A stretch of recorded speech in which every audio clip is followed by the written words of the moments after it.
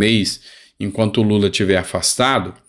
E durante um período, há uma teoria que parecia cada vez mais forte e que agora já começa a perder um pouco de força, de que Alckmin já estava preparando para assumir o lugar no lugar de Lula, né? Assumir a cadeira de presidência no lugar do Lula, principalmente por ser muito mais alinhado com o Supremo Tribunal Federal do que o próprio Luiz Inácio Lula da Silva. Só que Lula hoje vem dialogando e fazendo muitos afagos ao STF, inclusive blindando, protegendo o próprio STF com um projeto de lei que é chamado de Pacote da Democracia, que foi enviado ao Congresso Nacional. O grande fato é que o Alckmin hoje diz que a economia brasileira está começando a sair do papel e está começando a decolar. Então, ele falou que foi um dia de boas notícias, aqui é o próprio Instagram de Geraldo Alckmin. Hoje foi um dia de boas notícias. Em 1º de junho, o presidente Lula oficial avisou que o Brasil surpreenderia as previsões econômicas. Hoje foi um dia de tirar a prova.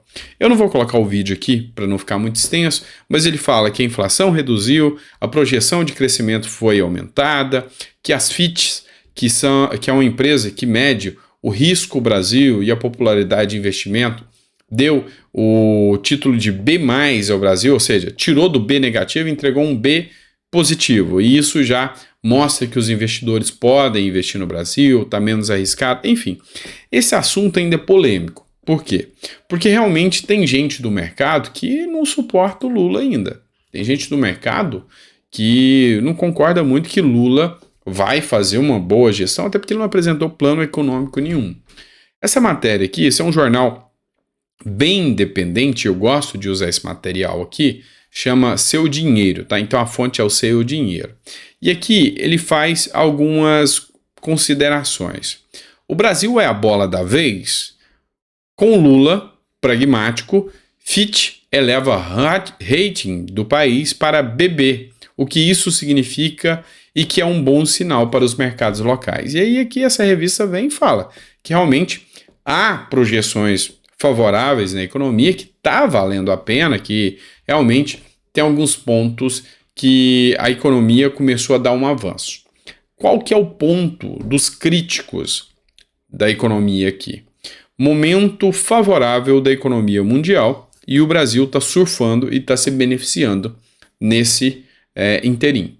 Então, eu tenho três vertentes. Há aqueles que dizem que é sorte, há aqueles que dizem que é mentira, que não tem nada de elevação econômica, que não está melhorando nada o Brasil, são fábricas fechando, as coisas dando errado, e há aqueles que acreditam que estão melhorando, mas que é sorte do Lula e um pouquinho de competência também, senão ele deixava passar. Enfim, ainda está um pouco nebuloso. Eu ainda não gosto do plano econômico do Lula, não vi um projeto e um plano econômico efetivo apresentado. Não que eu seja cético, não que eu não possa dizer que o plano seja bom, caso seja e caso seja apresentado, mas até agora o que se foi apresentado, eu vejo muita gastança, eu não vejo com o otimismo que as pessoas apresentam de que o arcabouço fiscal tem uma regra fiscal eficiente, para mim não tem. Eu vejo um governo que vai ter um gasto de 150 bilhões a mais, enfim. Essa é a minha visão e a minha visão como alguém que estuda o segmento econômico também. Então, não vejo com os olhos que muitas pessoas aí dizem que está acontecendo, tá bom? Bora lá, vamos falar aqui de um outro ponto um tanto quanto delicado. Vamos falar de novo do governo norte-americano, vamos falar do Biden. Dá uma olhada aqui. A Gazeta Brasil, ela publicou o seguinte: Biden afirma ter acabado com o câncer. Essa matéria foi publicada hoje ainda de manhã. Durante um discurso na última terça-feira, dia 26, o presidente dos Estados Unidos, Joe Biden, disse que seu governo curou o câncer. Pois é, foi isso que ele disse. Eu disse que curaria o câncer. Eles olharam para mim como? Por que câncer? Porque ninguém acha que podemos. É por isso. E nós podemos. Acabamos com o câncer como o conhecemos, disse Biden durante um discurso na sala leste da Casa Branca. Biden estava programado, ele foi lá para nem falar para isso, e sim a expansão do acesso à saúde dos americanos. O que tem a ver, doutor Sandro, essa matéria aqui? Qual a justificativa? Vamos lá. Essa reunião que Biden compareceria não tinha nada a ver com falar de câncer. E aí ele fala que acabou com o câncer no mundo como conhecido. Só que o fato aqui é que o Biden teve uma espécie de um câncer de pele e talvez ele tenha se tratado do câncer. Só que a fala, no padrão que ele disse, da forma que ele disse, mostra um quadro de problemas já psicológicos que o atual presidente tem. A famosa demência já. Ele já deveria estar, já está, pela idade avançada, apresentando sinais de que o tempo está cobrando a sanidade mental dele. Porque não faz sentido. Em outro momento, durante um discurso, ele levanta a mão e fala Deus salve a rainha, o que não justificava a fala dele, enfim. Outro momento ele falou que já estava vencendo a guerra do Iraque, ou seja, mostra que ele já não está com a mesma sanidade. Eu achei interessante, foi um posicionamento aqui do Ed Raposo.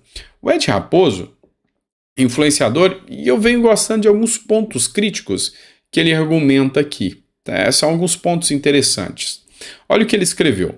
Graças à imprensa tradicional, que ignora solenemente fatos que não a interessam.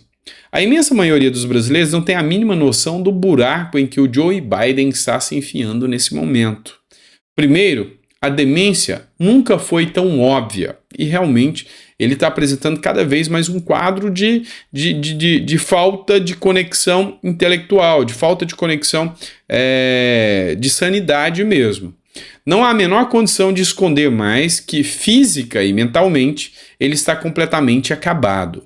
Tiveram que diminuir pela metade a altura dos degraus da escada do Air Force One para que ele pare de cair. E os eventos em que Joe Biden vem caindo, vem tropeçando, vem se envolvendo em críticas, inclusive é alvo de memes de opositores, né? Tá cada vez mais latente. Então teve que mudar até os degraus porque ele está caindo muito. Outro dia dormiu falando com o primeiro-ministro israelense. Então, durante uma entrevista, né, uma coletiva, o ministro israelense falando com ele e ele começou a roncar, começou a dormir. Tá? Então, um caso que mostra que tem alguma coisa errada em relação ao Joe Biden. Essa semana ele disse que acabou com o câncer, essa matéria que eu acabei de trazer para vocês.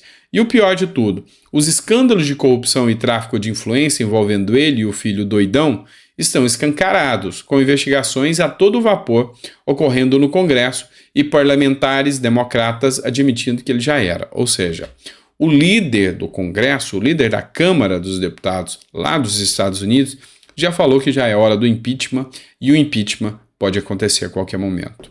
Qual a inferência que nós temos aqui em relação ao Brasil, que isso liga ao Brasil? O fato que liga ao Brasil é que hoje o nome que tem maior chance de vitória é o Donald Trump, ou seja, o retorno do Trump à presidência da República. Tanto é que o Trump, nas pesquisas, ele vence de longe o outro candidato da direita lá nos Estados Unidos. E aí, agora, se realmente esse escândalo de Biden, o que eles falam corrupção, não falam sobre a questão da sanidade, mas no momento em que o mundo está calcado em riscos de guerra, um presidente fraco, debilitado, é um convite à guerra. E aí, o Congresso norte-americano quer agir rápido para que Biden caia, a Kamala Harris assuma o papel como uma mulher forte, e isso vai causar polêmica, porque o público norte-americano ainda é um público conservador. E aí, Trump surge como uma avalanche. E aí, como seria o governo Lula com Trump à sua oposição? Como seria isso? Um tanto quanto complicado para o Lula aí também o que pode acontecer lá nos Estados Unidos. Isso vai ter interferência aqui no Brasil, com toda certeza. E ao que parece, Lula já conta com isso. Por isso se alinhando tanto ao Putin, à Rússia e se desvinculando cada vez mais dos Estados Unidos.